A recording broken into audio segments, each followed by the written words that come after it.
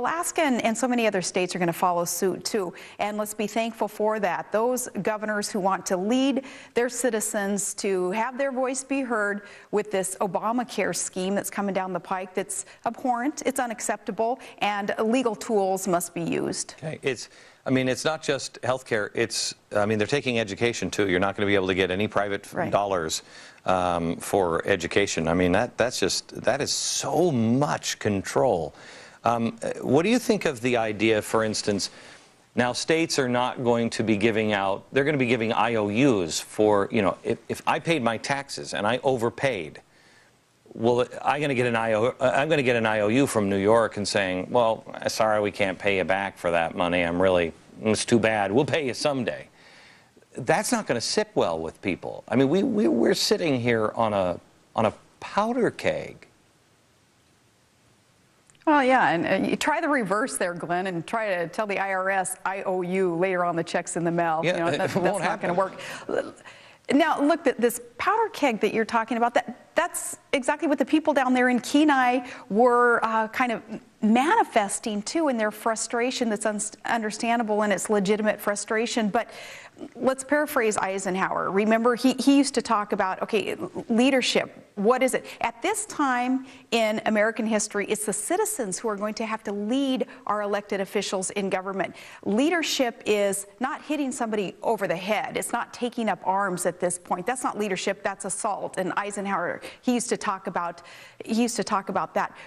We need to make sure that the tool that we use in taking up arms, if you will, is our vote. It's supporting contested primaries and healthy debate in our elections that are upcoming. No elected official should feel that they're entitled to their seat. Here in Alaska, I would like to see more contested primaries going into these midterm elections across our nations. We will see more. That needs to be our tool, our arms, is our vote and our support for contested primaries. I've only got a short time. I'm running late, but I want to ask you this.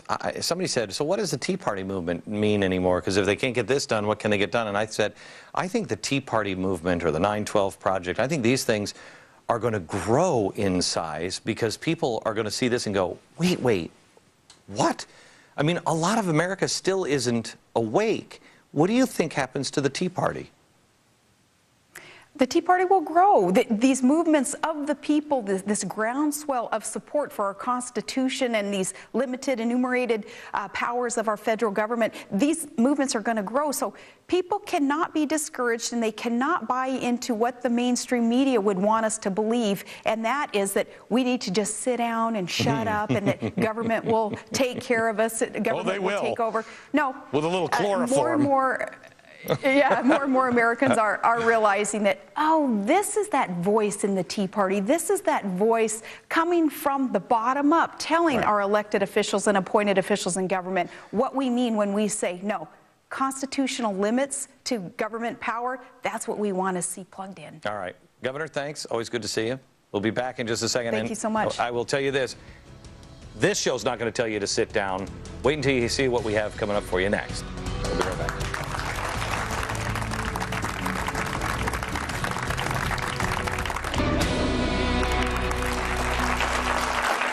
Tomorrow is going to be a great show. Tomorrow is, we've got a few people. In fact, we have a studio audience here from New Jersey today, and I'm sorry for the whole New Jersey thing. Although, Harry's like, what are you thinking? You talking to New Jersey? You talking to me, eh?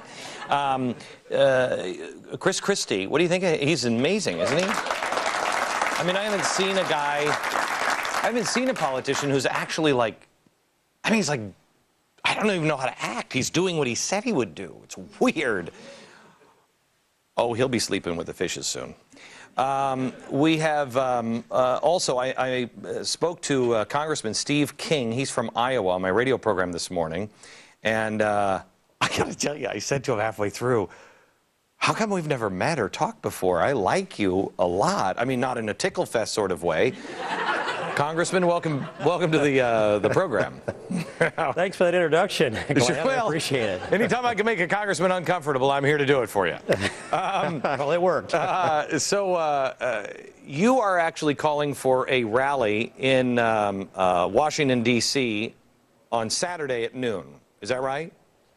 I am. 12 o'clock on Saturday on the Capitol grounds. It looks like it's going to be on the west side of the Capitol. That's to be finalized probably tomorrow. We need tens of thousands of Americans to come here to defend our liberty and say to the people that are walking in and out of the Capitol, vote no on the bill. Don't steal my liberty. Let me manage my own health care. You have no constitutional right to do this. Okay. I'm going to be real honest with you, Congressman. I agree with you. I think I think if you had people surrounding the Capitol, I think it would be unbelievable. I think everybody inside would be like, oh, dear God.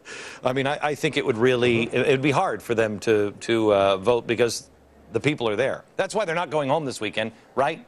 Am I right? That's why you guys aren't going home? That's exactly why.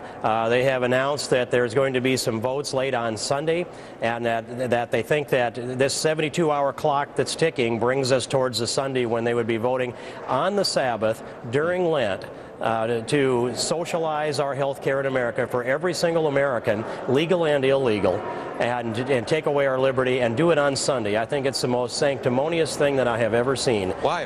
To steal liberty on Sunday. Wait a minute.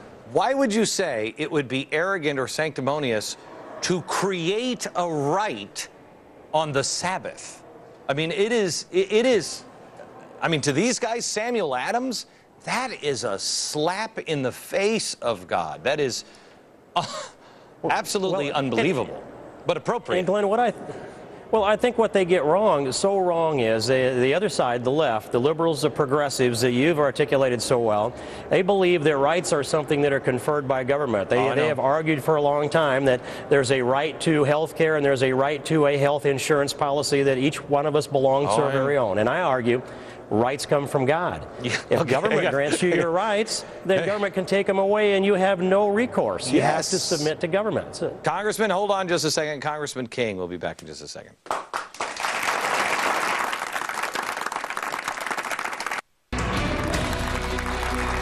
We're back in New York with an audience tonight, and we've got a few shows coming up that I ask you to DVR and share with some friends.